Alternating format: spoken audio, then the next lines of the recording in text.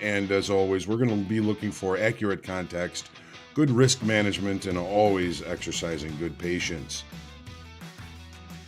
Everybody who's traded has gone through periods of time where their strategy hasn't worked. Where if not a hard stop, you should reevaluate the trades you're in based on time. That's what we're here for, is to put ourselves in the best success. A trading routine does that, builds that habit, lets you know what to work on, what to reflect on, and what to improve on the next day.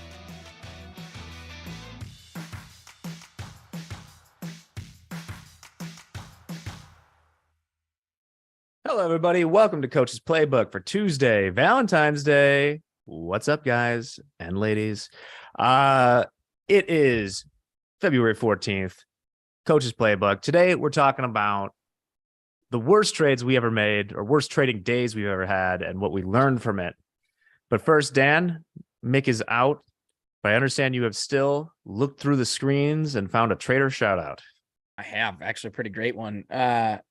Peter Ozawi is up $10,000 today trading the NASDAQ. Took advantage of a little bit of volatility. He was done early. Really great trading day there. This is one of those days where a lot of times when we do the trader shout out, I can look at the chart and be like, well, I know what they were holding on to, but today's been really back and forth over quite a large range. So, we're not going to talk in depth about the CPI number today, but really interesting one. Came in more or less on the screws and no one really knows what to do with it, but what's new there. So anyway, let's get to the topic at hand, because this is Playbook, not the part where we just wax philosophic about the markets. Let's talk some bad days. They happen to everyone. And I was saying before we went on is I don't know if this is a survival mechanism. I can't remember my worst day exactly, but I remember the totality of many of the bad ones. And so I'll get to that. But first, JD, you've been so nice as to come in here today and fill in for Mick. Do you specifically remember your worst day? I don't think so either, but there have been a number of really bad days over the last 20 plus years. So they are there. What I can say, though, is that That was good. That was good.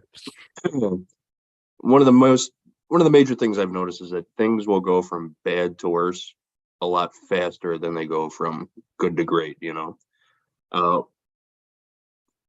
A common question: why can't we make money at the same speed and velocity as we lose money? I know that's a problem I've always had. When my losers go on, they're instantaneous. They're hard. Like my heart stops getting hit right away. No time to even think about it. But my really good trades take so much time to pan out that I'm second guessing myself before it even has time to work itself out. Well, how'd you feel throughout that? So yeah, that's common to me too when I go to my stuff. But yeah, go ahead. You do learn a lot about yourself, your natural tendencies, your impulsiveness, greediness when these types of situations arise. I think we've been having Jared Tenler on quite a bit. I wish studying emotional intelligence was a thing 20 years ago when I was first getting started, because recently I've gotten into this trading psychology just the last couple of years being around Topstep, and I've found it very beneficial. Learning to recognize those emotional triggers before you allow things to spiral out of control is just a huge benefit. And Jared talks pretty greatly about that. I've read his book also. Basically what he says, it's hard to control emotions, but what we can do is control how we react to our emotions. I think that's a pretty important. Really good point there, JD. And you reminded me of the same thing. This emotional intelligence stuff is new as far as trading. I think that your emotional therapy back when I was trading, and certainly before, is you did something wrong and you got yelled at. It was like the Peanuts characters talking through the phone or something when you had to call someone up and say you did something wrong or stuff like that. Dan, how about you? I think you have a specific, what was your hardest day? Yeah, I mean, just to touch from what you guys kind of said, I don't think there's one day that stands out like that was my worst day ever. I think they build up, right? Like it was just over time. Like that was, if we're going to look at values on how much was lost over a certain amount of time, I think you can kind of figure it that way. But my background, and we were very hard limits, like controls were in place. You couldn't have just one day that was worse than any other day because you were shut down. You had someone come in and grab you by the back of the neck and drag you out away from that computer if you were pushing it that hard. But for me, you know, my biggest lesson came early on. Was up quite a bit one day, having a really good morning, and I was told to get flat, get neutral, and go home. I did not. I kept going, and I kept going, and that really, really good day turned into not a good day. I will say this, like, I walked away positive on the day, but nothing like I was up. And I think, like, I was fine with it in the moment. I think I was just like trying to get back to where I was at that chase, right? Like, once you take that loss, you're trying to get back to that high water mark again. Like, if I can just get that back there, I'll be done. And I just kept taking loss after loss and, you know, kind of pushing myself lower and lower. And I finally got to a point of like, I can't walk away negative today. And then I got an invite from my mom to come down to my parents' house for dinner that night. And then I walked in the house and my mom said, your dad's waiting for you in his office. My dad was my boss at the time. He was the one that told me to go home. And I had one of the most eye-opening lectures of my life. And I served in the Marine Corps, and I have been yelled at by some of the finest drill instructors in the entire world. And getting yelled at by my dad that night was a lot worse. Yeah. Well put. Hogue, what about you? Well, much like JD, it's hard for me to put a finger on, you know, a couple of the worst bad periods or days that I've had. One thing that I do want to say is they usually start out like Dan's. It usually starts out good. And once you take that first loss, then you start chasing that. And I've, you know, had some really good days turn into some really bad days. The one thing that the worst day I ever had was a $75,000 loss because of an out trade. I had traded with somebody. He didn't know the trade. It went overnight. The next morning, the S&P is open 30 handles higher, and I'm short 10. So I did what everybody is supposed to do, and you're supposed to just get out of it and then, you know, try and work your way back. And so I did that. Market open, and it just kind of hung there for a little while. So I covered the 10 lot and just crushed 75 grand out the window. Bam, just like that. Don't you know, by the end of the day, I would have been able to scratch it. Sounds That's about tough. right. That's a bad beat. But if I didn't, it would probably have gone another 30 handles against me. It just seems to be what the market does. And JD, you said something that really sticks out to, I think, just about everybody is losses seem to happen fast. Wins seem to take forever. And I think that's just part of the psyche of trading is when we have risk on and it's going our way, it's never going to get to our profit target fast enough. It's always gonna weenie around, and it's gonna tease you, and you'll probably get out of it before it gets there, and then eventually it'll hit your profit target. I think it's just the fact of having risk on in profit doesn't just take forever to get to your profit target. It slows time down. Time just stops when you have risk on it, especially if it's going your way. So there's, you know, one thing that I wanted to make sure and say today is we've all had bad days. We're all going to have bad days. They kind of fade in your memory a little bit. And again, maybe like Jack said, that's by design, because they can be quite painful, but you can survive them. So, you know, some of the worst days I've had, I thought, that's it, I'm done. I'm out of here. I can't do this anymore. I always came back the next day. As long as you can come back the next day, most importantly. But, you know, there's a lot of traders that, you know, Maury K drove a cab 3 times to get a seat. It was the third time was the charm when he finally started making money. And you know, had a clearing firm down there after a while, but 2 or 3 times he had to go back to driving a cab to get back into the markets. Batman. Not suggesting that anybody here should be doing that or has to do that, but you know, it's a rough road. You know, it's Dad always said it's the best when it's the best, and it's the worst when it's the worst. Yeah. But again, you kind of let that go. The bad things you kind of let go.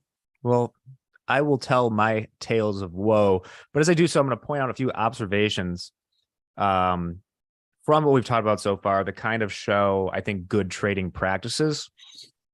One is how we're all having trouble specifically remembering our worst day, except for Hogue, because that was a bad beat.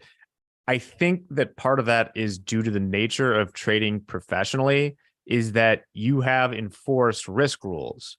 So I've had the same bad day probably a dozen times over the course of 5 years or whatever. None of them stick out because they were all about the same amount of money. Two is that professional traders, it's like everyone on earth listens to the Serial podcast where it opens up talking about like, where were you 4 weeks ago? And nothing seemed out of the ordinary that day. It's hard to remember.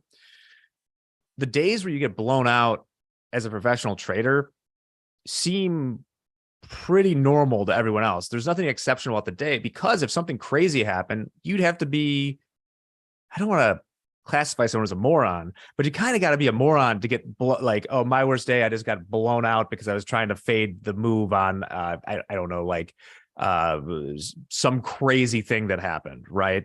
I don't want to get into specifics there, but that's what makes you remember a day.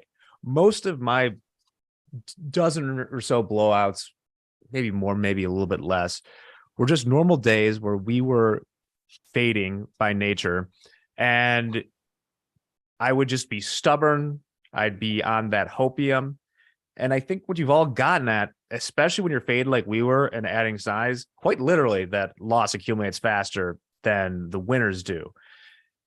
And one of the things I wish I was better at is recognizing how much quicker, if you have your daily limit, how slowly it goes to get about halfway there, and then how fast it goes that second half.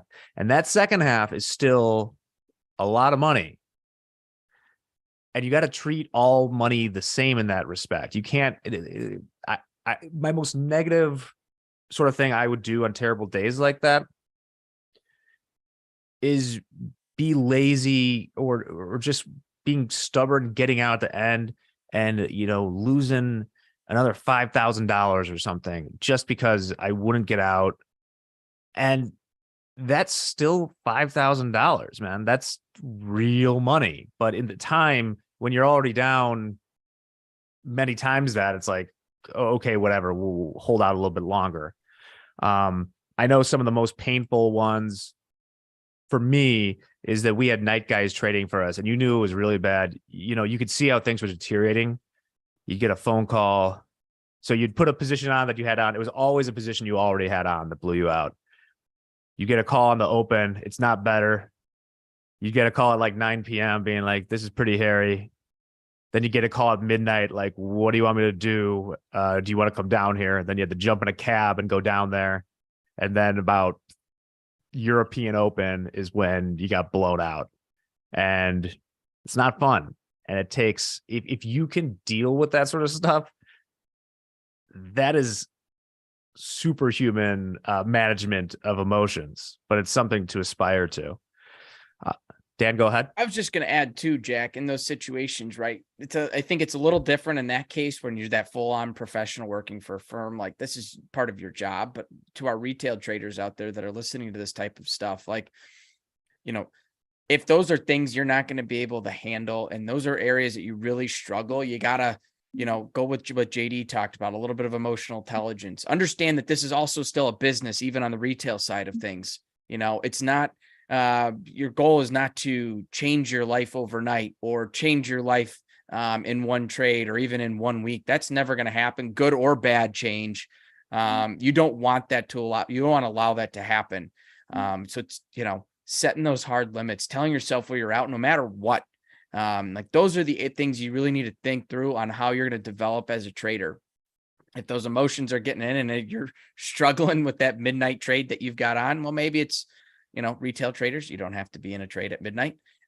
Or you have to ask yourself, am I trading too much size? Do I not have good enough puke limits? Are my controls in place? And remind ourselves, this is a business. Yeah. I can come back tomorrow. I can come back next week. I need to set myself up to be able to do that. See, you said good or bad, but I would suggest that 9 and 10 retail traders who change their life on one trade is to the downside, right? Because none of us have a memory of that's what we see. Like, because we had those strict limits in place, it was more or less impossible without really trying to do it to really impair my capital in one session. Whereas when you're an independent or retail trader out there, you are welcome to impair your capital as much as you want. And I think more people remember, people who have gotten margin calls or lost 50% of their capital in one trade or whatever. That does happen. And you're, for better or worse, allowed to do that. So don't Just because do you're that. allowed to do it doesn't mean you should do it. Absolutely not. Yeah. JD, any other learnings along the way? I really appreciate what Hope said. Everybody is going to have a bad beat day. It's really not a question of if, but a question of when, So yeah, take everything that we've said here to heart, I guess, use it. I hope it Yeah. helps, Well, you're right. Just from statistics, you're talking about like the bad beats will happen. And there is this illusion, I feel like, in a lot of people's minds, including my own, is that when the bad beat happens, it's a bad beat. It's not my fault. It is the universe conspiring against Jack. But when I get lucky, it's like, damn, I'm an effing good trader. You know what I mean? It's like I feel like if the Big Short or something, if things turn around and go right, but if that bad beat, it's someone else's fault. No, they're both equally. I mean, statistically, they're both going to happen, and they shouldn't affect how you're making trades or how you're thinking about it. Right. And if you ever start to consider fading yourself, the Costanza method, the George Costanza method, if every instinct you've ever had is wrong, then the opposite, be right. Just get up and walk away because it's over at that point. Don't even try. Yeah, there was nothing more annoying than the person, because we see other people on our P&L monitors, than when a bunch of people would be getting blown out one way and then someone would just come in for the day or something and just put on the opposite trade.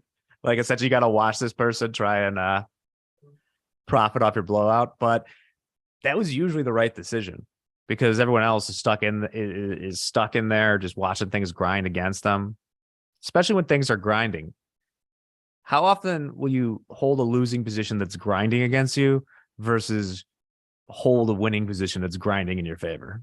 Yeah, the one that's going against you, you add to. Of course. Right?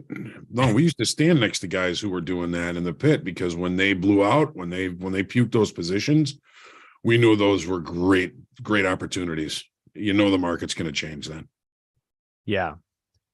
I feel like a lot of people were always trying to think, if I could just survive through the puke print.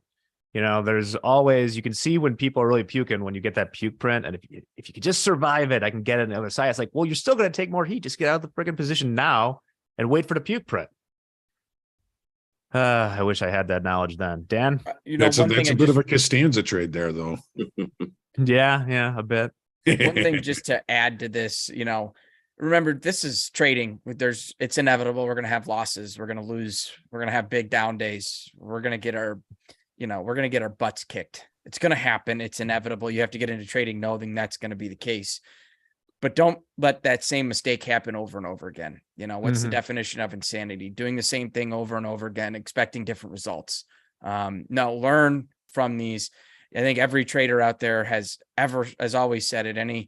Anyone that's had a mentor in trading, their mentors told them, losses are paying for more information. And it's not just information on the market. It's information on yourself and how you control that and how you learn from that.